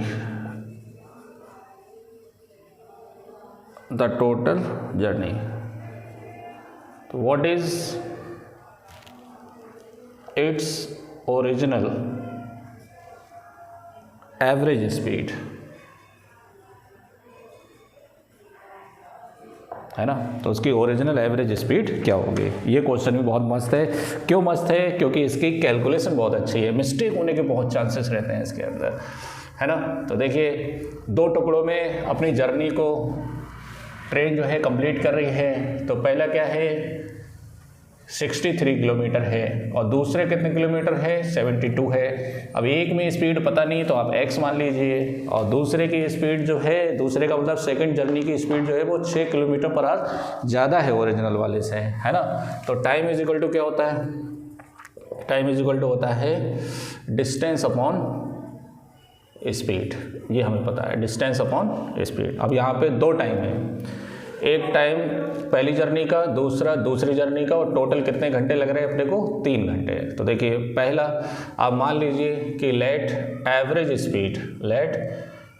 speed of train is x kilometre per hour. उसकी average speed आप कितनी मान लीजिए x kilometre per our. मैं बोल रहा हूँ वो लिखते जाइए, आप राइटिंग पर नहीं जाइए, ठीक है। एवरेज स्पीड कितनी मान लीजिए आप x किलोमीटर पर आवर। तो देखिए टाइम इज इक्वल डिस्टेंस, पहली जर्नी कितना 63 किलोमीटर और स्पीड कितनी है x, दूसरे में कितनी डिस्टेंस 72। अब उसकी स्पीड ज़्यादा हो गई है, कितनी, ये देखो speed 6 kilometre more than its original speed. Clear? Is equal to total time कितना 3। कैसे सॉल्व करेंगे इसे, इसमें से कुछ कॉमन ले लो, जो कॉमन फैक्टर हो 21 कॉमन ले लो इसमें से, तो 3/x और कितना जाएगा, 21 दिया 63, 21 चौक नहीं, ये 9 7 63। एक काम करो, इसमें से 9 कॉमन ले लो, 9 7 63, 9 8 72, x + 6 इजिकल टू कितना हो गया 3। एलसीएम ले लो यहाँ कौन, x और x + 6, तो ये हो जाएगा 7x + 6 और प्लस 8x इजिकल टू 3/9, तो ये हो गया 7x + 7 × 42 प्लस 8x, है ना, और नीचे हो गया x² + 6x इजिकल टू 1/3। 9 7 63 और 9 8 72, सही है भैया। तो कितना हो गया, 8 और 7 15x, 8 और 7 15x + 42 / x² + 6x is equal to 1/3। Cross multiply, तो x² + 6x बन जा 6x, है ना, और कितना हो जाएगा 15 × 45 और प्लस 3 दूनी 6 और 4 × 12, 126, है ना। देखिए कैसे नंबर आ रहे हैं, बहुत अजीब से नंबर आ रहे हैं, तो आप इस पर फोकस करिए थोड़ा सा, ठीक है। ये प्लस का इधर आके किसका हो जाएगा, माइनस का हो जाएगा। तो ये हो गया x² - 45 में से 6 जाएंगे तो कितना हो जाएगा 39। देखिए भाई बड़ा अजीब से नंबर आ रहे हैं, क्लियर। अब हमें 126 का ऐसे फैक्टर करना है जिसका डिफरेंस कितना आना चाहिए 39 आना चाहिए। तो 40 से बड़ा ले लो आप, 42 और 3 ले लो, 3 2 = 6 और 4 3 = 12, हाँ 42 और 3, तो x² - 42x प्लस का 3x - 126 इजिकल टू 0। तो यहाँ से x कॉमन ले लो, तो x - 42 प्लस 3 कॉमन ले लो, तो x - 42 equal to 0। x - 42 common आ जाएगा और ये हो जाएगा x + 3 इजिकल टू 0। तो यहाँ से x - 42 इजिकल टू 0 और x + 3 इजिकल टू 0। तो यहाँ से x की वैल्यू कितनी आ गई 42 और x की वैल्यू कितनी आ गई -3, ठीक है। तो ये तो डिस्कार्ड हो जाएगा, पॉसिबिलिटी नहीं है नेगेटिव में। तो इसकी स्पीड, यूजुअल स्पीड कितनी आएगी 42 km/h, राइट। चलिए वेरी गुड, मस्त क्वेश्चन था, ठीक है, लिख लीजिए आप इसे। अगला क्वेश्चन लगाते हैं, सेक्शन डी का एक और क्वेश्चन लगाते हैं, इंपॉर्टेंट क्वेश्चन। देखिए क्वेश्चन यही आएंगे और डिफरेंट फॉर्म में वो पूछ सकते हैं, केस स्टडी बनाकर पूछ सकते हैं, डायरेक्ट पूछ सकते हैं, 2 मार्क्स के, 3 मार्क्स के। तो आप इस पर ही फोकस करिए, प्रैक्टिस करिए। बाकी एनसीईआरटी तो आपने लगा ही ली होगी, तो एनसीईआरटी को एक साइड में रख दीजिए क्योंकि पूरे साल वही पढ़ते हैं आप।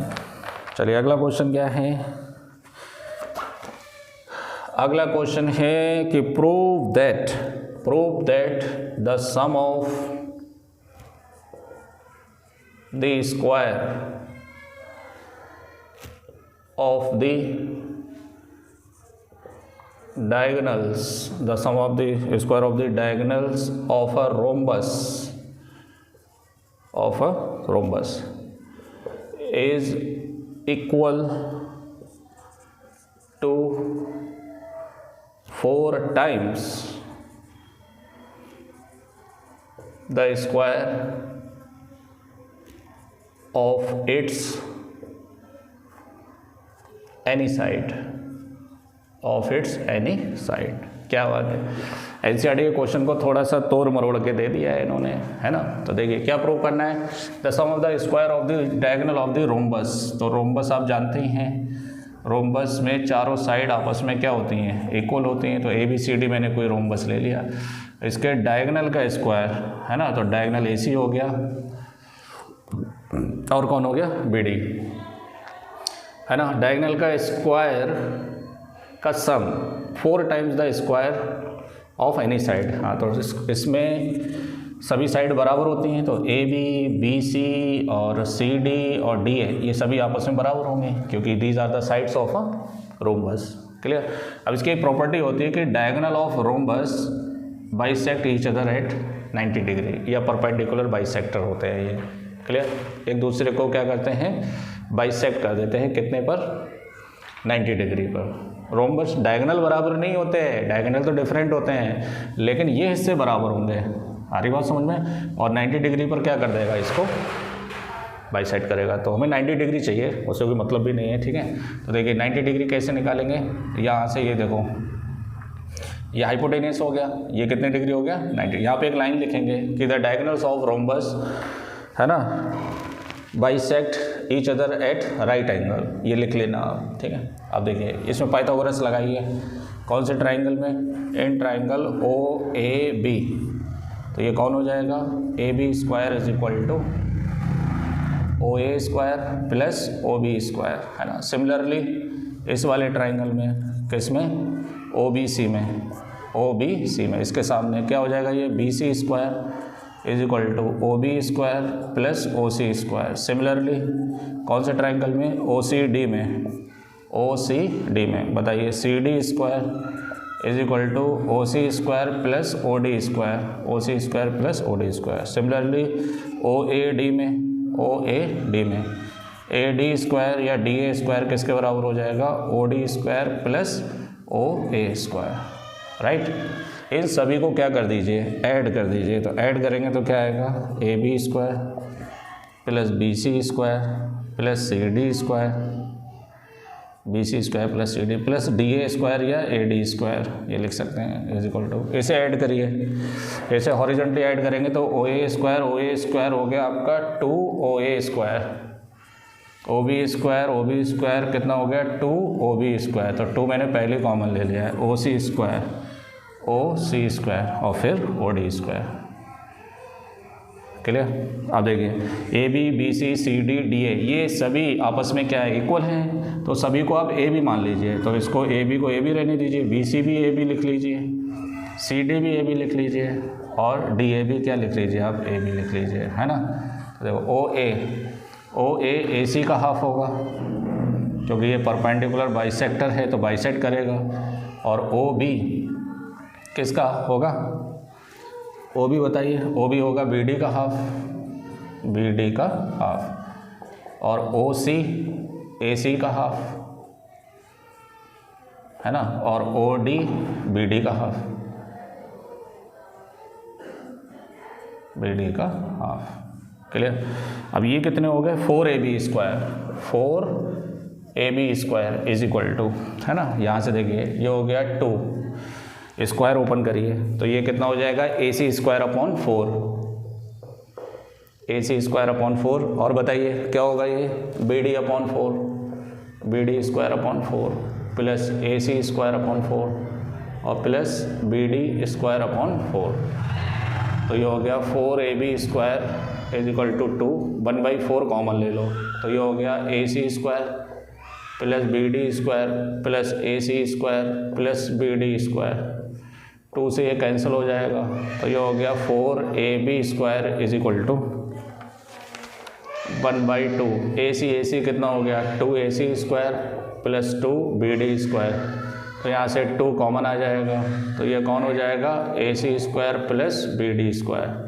2 से 2 कैंसिल हो जाएगा, तो ये किसके बराबर आ जाएगा, A C square plus B D square.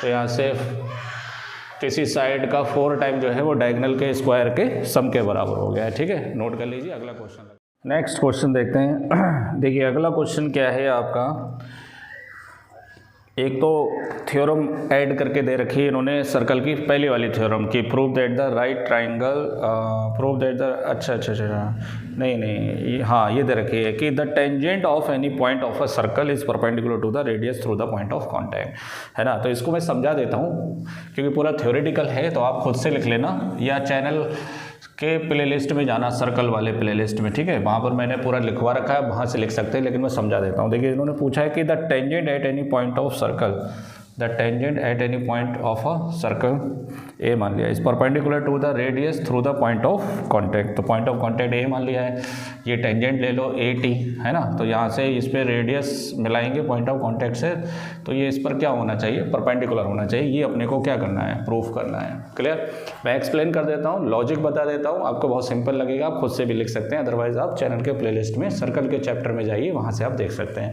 देखिए कैसे, 9th क्लास में एक थ्योरम थी कि किसी लाइन की किसी पॉइंट से जो डिस्टेंस है वो बहुत सारी हो सकती है, लेकिन जो शॉर्टेस्ट डिस्टेंस होती है वो हमेशा क्या होती है, परपेंडिकुलर होती है ना। तो किसी लाइन पर अगर कोई लाइन परपेंडिकुलर बताना है तो आप ये बता दीजिए कि वो शॉर्टेस्ट है कंपेयर टू अदर। तो अगर ये शॉर्टेस्ट होगी तो अपने आप क्या हो जाएगी, परपेंडिकुलर हो जाएगी, है ना। अब देखिए, अब ए पॉइंट है, ये कॉमन पॉइंट है, ये सर्कल पर भी है और किस पर है, टेंजेंट भी है।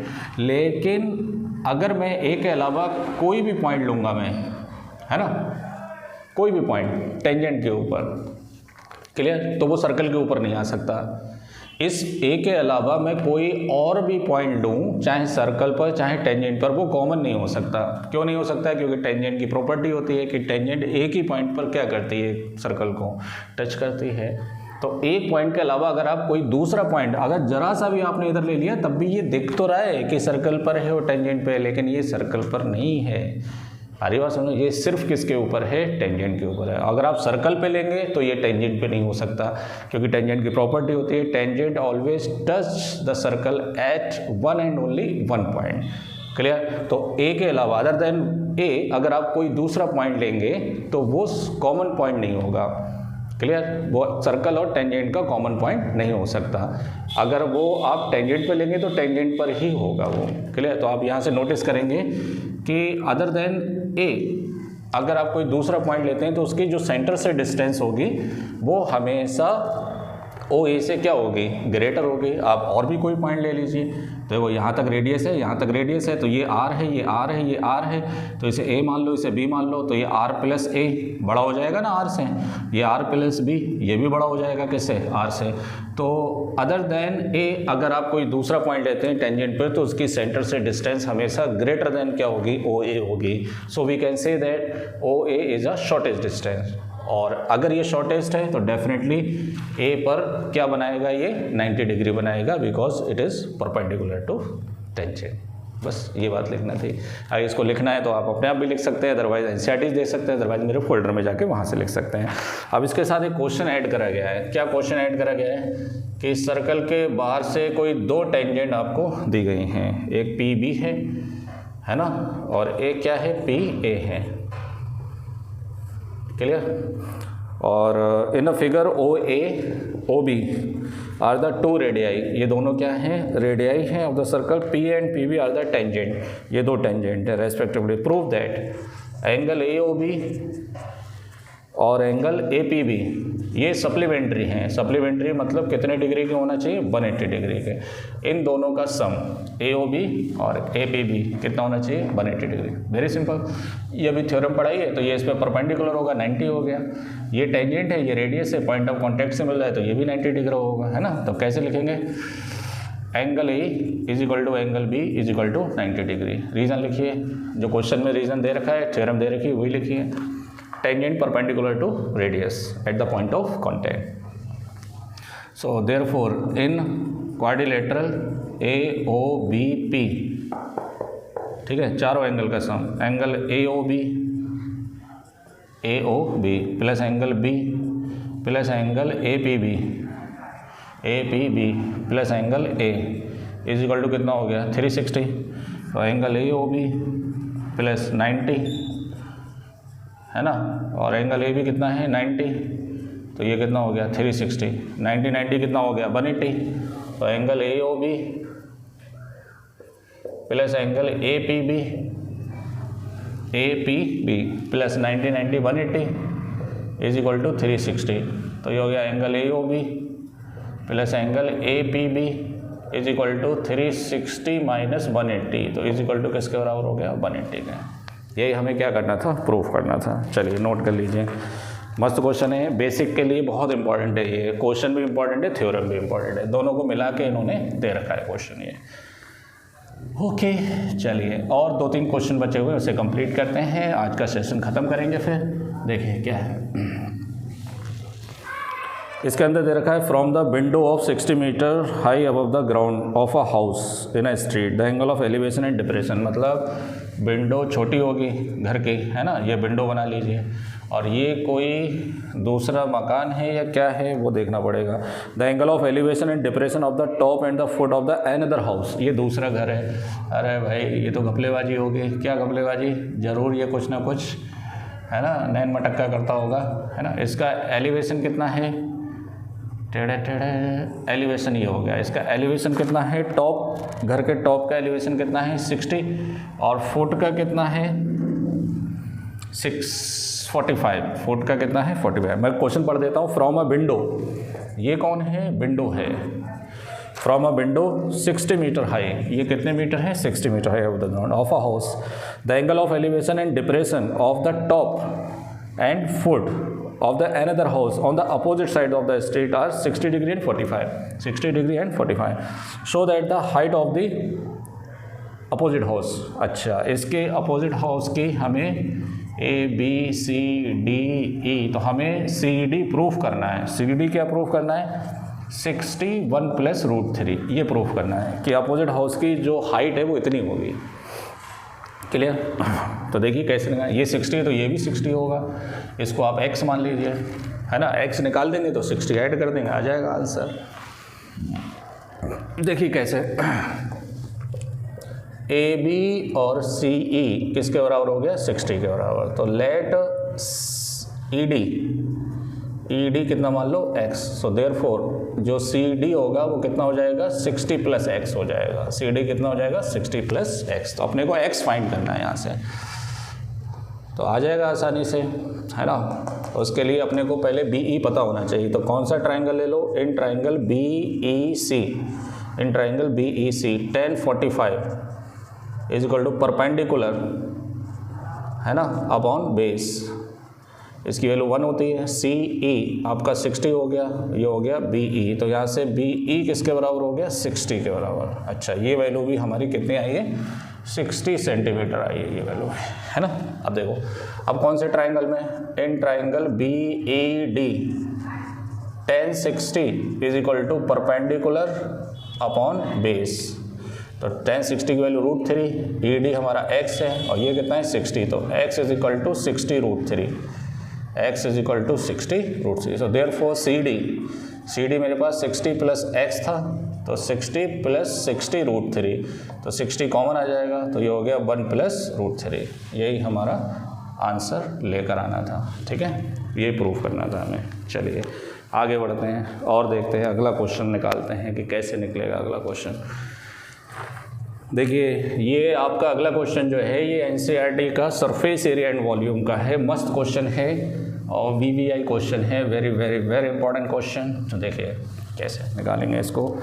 From a solid cylinder of height 8 centimetre, एक सिलेंडर है जिसकी हाइट कितनी है? 8 सेंटीमीटर। क्लियर? बेस रेडियस कितनी है? R = 6 centimetre. H आपको ये दे रखा है। Conical cavity of height 8 centimetre. अच्छा, इतनी हाइट के कोनिकल कैविटी यहाँ से क्या करी गई है? निकाली गई है ना, इज हॉलोड आउट, बाहर निकाल दी गई। Find the total volume of the remaining solid, correct to the 2 places of decimal, also find the surface area of the remaining solid. क्या बात है, सब बहुत बढ़िया क्वेश्चन है, इंपॉर्टेंट क्वेश्चन है। देखिए कैसे निकालेंगे। इसके अंदर फॉर सिलेंडर इसकी हाइट कितनी है? 8, है ना, और रेडियस कितनी है? 6 सेंटीमीटर। और फॉर कोन, है ना, कोन की हाइट भी सेम है ना, तो सेम ही ले लो, H ही ले लो आप 8 सेंटीमीटर, और इसकी रेडियस भी सेम है, कितनी ले लो? 6। तो आपको अलग अलग लिखने की ज़रूरत नहीं है, दोनों चीज़ें क्या है इसकी? सेम है ना। तो यहाँ से आप अपने को सरफेस एरिया बताना है तो उसके लिए L निकाल लो। तो L क्या होता है? H² + R²। तो ये हो गया 8 का स्क्वायर + 6 का स्क्वायर। 8 8 = 64, 6 6 = 36, तो ये 100 हो गया। तो L = कितना आ गया? 10 आ गया। L की वैल्यू कितनी आ गई? 10। तो सब कुछ आ गया। सबसे पहले वॉल्यूम निकालेंगे। वॉल्यूम ऑफ रिमेनिंग पोर्शन, कौन सा पोर्शन? रिमेनिंग। तो पहले सिलेंडर का वॉल्यूम लिखें, किसका, सिलेंडर का। उसमें से कोन का वॉल्यूम क्या कर दें आप, माइनस कर दें, निकाल के फेंक देंगे यहाँ से, तो किसका वॉल्यूम आ जाएगा, रिमेनिंग पोर्शन का। तो देखिए सिलेंडर का क्या होता है, पाई आर स्क्वायर एच, और ये हो गया 1/3 पाई आर स्क्वायर एच, है ना। सेम रेडियस सेम हाइट है तो आपको अलग लिखने की ज़रूरत नहीं है। तो देखो 1 में से 1/3 जाएगा तो 2/3 बचेगा, 3 बन जा 3, तो ये कितना बचेगा 2/3 पाई आर स्क्वायर एच। तो ये हो गया 2/3, पाई की वैल्यू 3.14 और रेडियस कितनी है 6, तो 6 × 6 और हाइट कितनी है 8, तो ये हो गया 3 2 जा 6। तो देखिए 2 2 जा 4 इंटू 3.14 इंटू 6 इंटू 8, तो देखो ये हो गया 4 14 चौका 56 और 4 3 12, है ना, इंटू 6 इंटू 8, 6 छंग 36 और 6 पंजे 30 और 3 33 और 12 छंग 72 और 3 75 इंटू 8 और 8 छंग 48 और 8 3 24 और 4 28 और 8 पंजे 40 और 2 42 और 8 7 56 और 60। तो ये इसका आ गया वॉल्यूम सेंटीमीटर क्यूब। नोट कर लीजिए, ये तो वॉल्यूम की वैल्यू आ गई, ठीक है 603, अच्छा 2 के बाद लगेगा 603.88 सेंटीमीटर, है ना, ये इसका वॉल्यूम हो गया, ये आप नोट कर लीजिए, ठीक है। अब हम बात करेंगे सरफेस एरिया की। तो देखिए सरफेस एरिया कैसे आएगा, जब आप इसे निकाल देंगे ना, इसे निकाल देंगे तो एक तो अंदर कोन का कर्व सरफेस एरिया बचेगा और कर्व सरफेस एरिया सिलेंडर का बचेगा और नीचे बेस एरिया बचेगा। तो देखिए surface area of remaining portion is equal to, देखो surface area of cone plus surface area of cylinder और plus cylinder plus base area, plus कौन सा एरिया, बेस एरिया। तो बताइए कोन का क्या होता है पाई आर एल और सिलेंडर का क्या होता है 2 पाई आर एच और बेस कौन है पाई आर स्क्वायर, बेस कौन है पाई आर स्क्वायर, ठीक है। अब इसको सॉल्व करने के लिए मैं थोड़ा सा स्पेस बनाता हूँ, मैं ये हटा देता हूँ मैं, ठीक है। अब बताइए यहाँ से पाई आर क्या ले लें आप, कॉमन ले लें, पाई आर कॉमन ले लिया तो क्या बचेगा L plus 2H, pi R common आ गया है और प्लस R, तो ये हो गया पाई की जगह 3.14 और रेडियस कितनी है 6 और L कितना आया 10 प्लस 2 इंटू 8, हाइट कितनी है 8 है और प्लस R कितना है 6, तो ये कितना हो गया 3.14 इंटू 6 इंटू 10 और 6 16 और 8 दूनी 16, 16 और 16 कितने हो गए 32, क्लियर। इसका मल्टीप्लाई कर लीजिए, इसका मल्टीप्लाई करके बताइए कितना आंसर आएगा, है ना। चलिए इसका आंसर मैं लिख देता हूँ, इसका आंसर भी सेम ही आएगा 603, क्या बात है 603.19, यही आंसर आएगा इसका, है ना, सेम आंसर आएगा इसका भी। यूनिक क्वेश्चन है भाई, यूनिक क्वेश्चन, एकदम मस्त क्वेश्चन है, लिख लीजिए आप, मल्टीप्लाई करके देख लेना, ठीक है। चलिए अगला क्वेश्चन,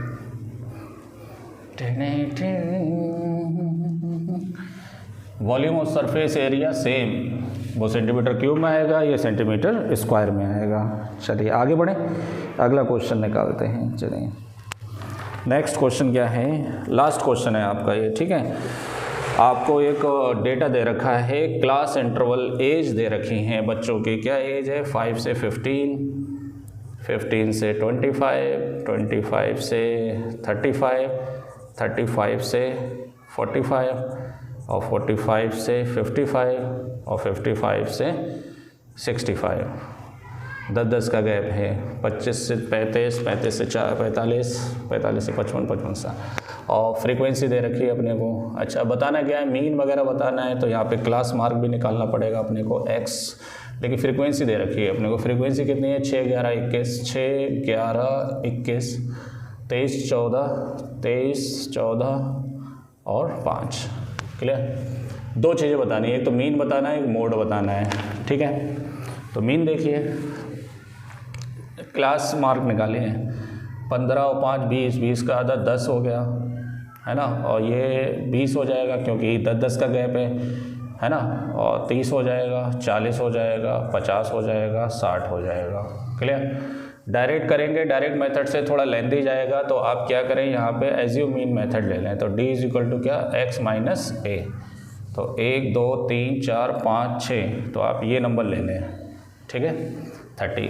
तो इसमें से हर नंबर में से 30 माइनस करते जाओ। तो -20, -10, 0, 10, 20, 30। क्लियर? और सिंपल बना लें आप, है ना, इससे u निकाल लें। u क्या होता है, d/h। 10 का गैप है तो 10 से डिवाइड कर दें, तो -10, -10 से डिवाइड करेंगे तो -2, -1, 0, 1, 2, 3। अब ये इजी हो जाएगा। fu निकाल लें यहाँ से। क्या निकाल लें, fu, है ना। f कितना है, 6, तो 6 2 ज़ा 12, 11 1 ज़ा 11, 0, 23 1 ज़ा 23, 14 का डबल 28, 5 3 15। तो यहाँ से सिग्मा fu निकाल लीजिए आप पहले। तो प्लस वाले जोड़ लीजिए और माइनस वाले। तो देखो प्लस वाले 23 हो रहा है ये, तो 23 से 23 कट जाएगा। आपको नहीं काटना है, आपको पूरा सिंप्लीफाई करना पड़ेगा, है ना। 2 23 23, तो ये 8 5 13, 2 और 1 3 और 1 4, 8 5 13, 2 और 1 3 और 1 4, ये 43 आ गया। अब यहाँ से आप क्या निकाल लें, u बार निकालना है। तो sigma fu upon sigma f। तो सिग्मा fu कितना है, 43, और सिग्मा f कितना होगा, जोड़ो भाई इसको, 11, देखो 5 4 9, 9 3 12, और 1 13 और 1 14, तो 14 के 4, 1 तो 6 और 1 7, 8, 2 10, 2 12 और 1 13, है ना। इतना आएगा यार, ये तो गड़बड़ लग रहा है, गड़बड़ लग रहा है, ये कैसे आएगा। देखो 5 इसमें डालो 19 हो गया, और 1 इसमें डालो 19 और 1 20, और 20 और 20 कितना हो गया, 40, 40 और 20 कितना हो गया, 60, 63 हो गया। 63 में 17 और जोड़ दो, तो कितना हो गया, 7 3 10, 6 और 1 7 और 1 8, 80 आएगा। ये कितना आएगा, 80। देखिए ये कितना हो गया, 80।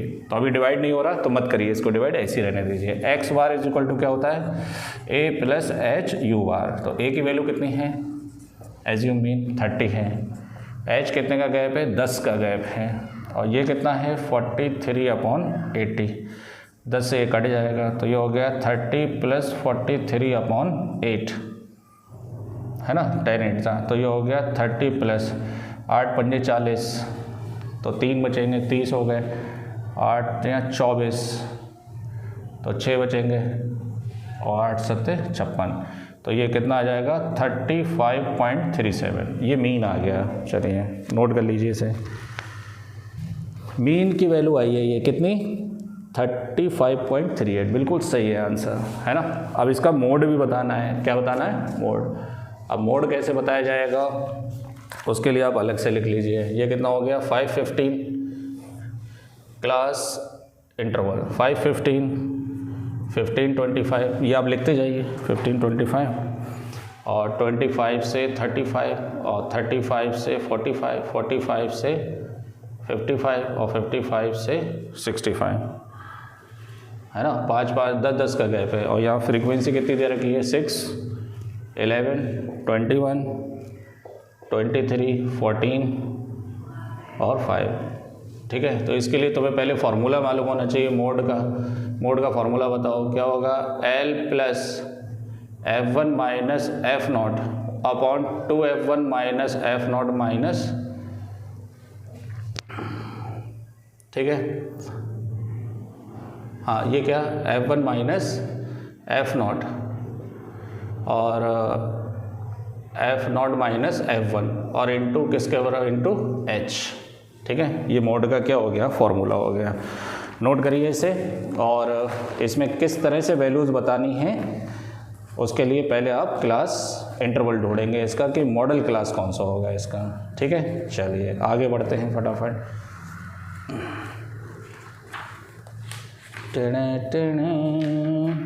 मोड का फॉर्मूला मैं एक बार चेक कर लेता हूँ, गलती नहीं होना चाहिए वरना सब गड़बड़ हो जाएगा मसला जो है ना। मोड का फॉर्मूला आप बता दीजिए सही है नहीं है। F1 माइनस एफ नॉट बिल्कुल सही है, तो F1 minus F not minus F2 है, यहाँ पर क्या है F2। देखिए एग्ज़ाम में भी मिस्टेक हो सकती है, तो आप थोड़ा ध्यान दीजिए यहाँ पर। देखिए F1 क्या है, मैक्सिमम फ्रीक्वेंसी, तो मैक्सिमम यहाँ कौन है, ये है, तो ये हो गया आपका F1। इससे पहले वाला F0, इसके बाद वाला F2, और यही तुम्हारा मॉडल क्लास हो गया। तो L कितना हो गया यहाँ पर 35, और H तो मालूम ही है कितने का गैप है, 10 का गैप है। ये सारी वैल्यू आप लिस्ट डाउन करेंगे, उसके बाद वैल्यू लगाएंगे। L की वैल्यू 35 प्लस F1 कितना है 23, F0 कितना है 21, F1 की वैल्यू 23, F0 की वैल्यू 21, F2 की वैल्यू 14, और H की वैल्यू कितनी है 10।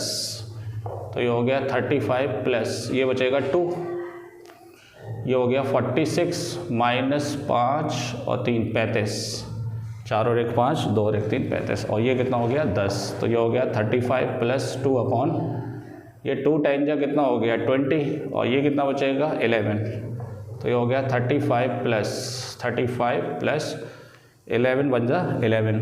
अब कितने बचेंगे 9, 11 8 जा 88, 2 बचेंगे, और 11 बन जा 11। तो ये हो जाएगा 36.81।